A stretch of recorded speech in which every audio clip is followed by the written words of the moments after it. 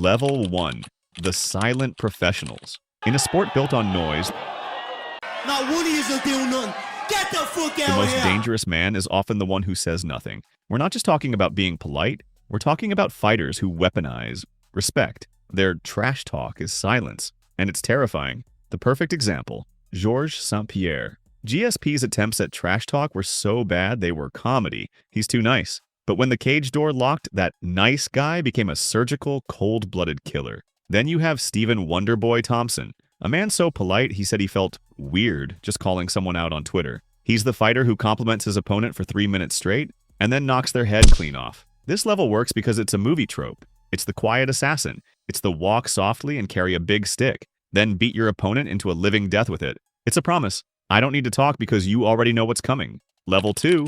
Respectful confidence. This is a step up. This isn't just silence, it's swagger. These are the fighters who kill you with a smile. They don't need to yell because their self-belief is so strong you can feel it through the screen. The king of this is blessed Max Holloway. Max is all relaxed confidence. He's chill, he's down to earth, but his belief is bulletproof. He'll call his opponents respectful guys while simultaneously explaining why they don't stand a chance. But the blueprint for this was Lyoto the Dragon Machida, a real-life samurai. He would execute a perfect couture's tooth out and then bow in respect. He'd literally hold his unconscious opponent's hand. That's level 2.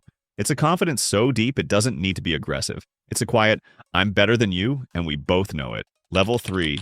The Playful Banters. This is where it gets fun. These are the comedy club killers. The class clowns who can also crack your jaw. They don't use anger, they use wit. And wit stings worse. The poster child? The man, the myth, the big mouth himself, Kevin Holland. This man was literally having a full-on conversation while being submitted. He's on his back, getting choked, and says to his opponent, "That was nice, I had a dream about this." It's psychological warfare disguised as stand-up. It's so absurd, it's brilliant. But the master of this level was Chael Sonnen. Chael would laugh at his own jokes, and they were hilarious. He told Tito Ortiz, "The only person I know that made money using their mouth is his ex-wife." And who can forget the legendary, completely made-up story about Big Nog trying to feed a carrot to a bus? It's the ultimate power move. I can beat you, and I can make 10 million people laugh while I do it.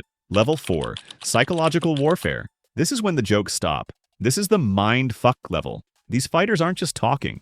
They are strategically dismantling their opponent's brain. They're looking for a crack in the armor, and they will hammer it until the whole thing shatters. No one did this better than Conor McGregor in his prime. His fight against Jose Aldo was won months before the first punch. He relentlessly attacked Aldo in a language Aldo didn't even understand. By the time they stepped in the cage, Aldo was, and I quote, vibrating out of his chair with rage. Result? Aldo threw his entire game plan out the window and ran face first into a 13-second knockout. That's a mental victory. And then there's Tony Ferguson, a complete lunatic. Tony's mental warfare was just weird. He'd say bizarre things like, "I ran out of asses to kick," or it's called mental warfare. I effkin beat Khabib without even beating him.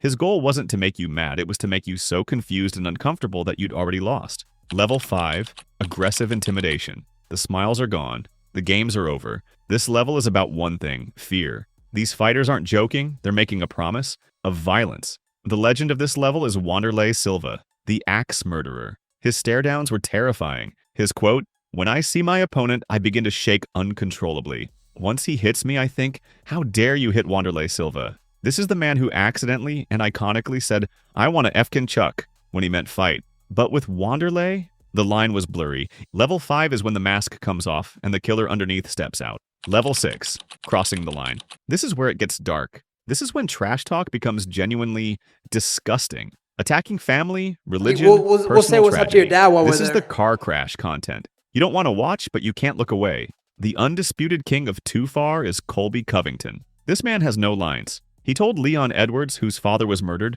"We'll say what's up to your dad when we're in the 7th layer of hell." It was so bad, other fighters condemned him. Colby is an utter piece of shit. Joe Rogan said it backfired and made him look terrible. Then you have Sean Strickland, a man who isn't talking trash as much as he is just unhinged. He'll tell an opponent, "At least my dad didn't fuck me," and then tell a reporter he doesn't respect them because of what they're wearing. This isn't strategy. It's not comedy. It's just ugly. It's the nuclear option of trash talk, and it leaves radiation everywhere. Level 7, the legends. And then there's the pinnacle, the gods of trash talk, the fighters who turned insults into an art form. They didn't just use trash talk, they became global superstars because of it. They changed the business forever. This tier belongs to two men. First, the American gangster, Chael Sonnen, the man Mike Tyson called a better trash talker than Muhammad Ali, the man who called out Anderson Silva with the single greatest promo in MMA history. I beat you, you leave the division. You beat me, I leave the UFC forever.